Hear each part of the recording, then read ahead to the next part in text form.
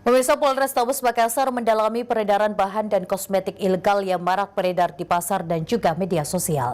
Pemeriksaan terhadap pemilik dan produsen kosmetik ilegal terus diintensifkan.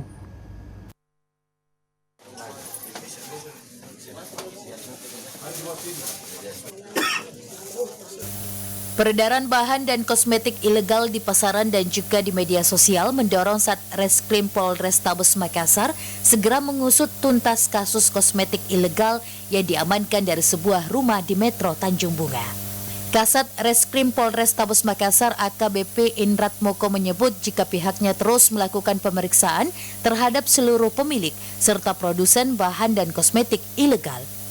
Sebab menurut Indrat Moko, kurangnya pemahaman terhadap masyarakat akan bahaya yang dihadapi mengancam kesehatan dan keselamatan mereka jika menggunakan bahan tersebut. Makassar melakukan kegiatan, melakukan penindakan terhadap gudang yang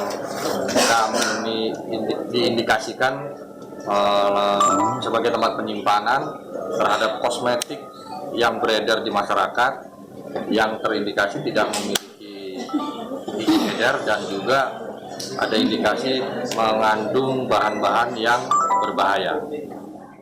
Sebelumnya ribuan paket bahan serta kosmetik ilegal diamankan oleh aparat kepolisian di sebuah rumah di Jalan Metro Tanjung Bunga, Makassar. Polisi mengamankan 3 orang pelaku yang telah ditetapkan sebagai tersangka. Jika para pelaku terbukti bersalah diancam pidana sesuai pasal 197 junto pasal 106 Undang-Undang Nomor 36 Tahun 2009 tentang kesehatan dengan ancaman hukuman 15 tahun penjara. Muhammad Ikrar, Celebes TV.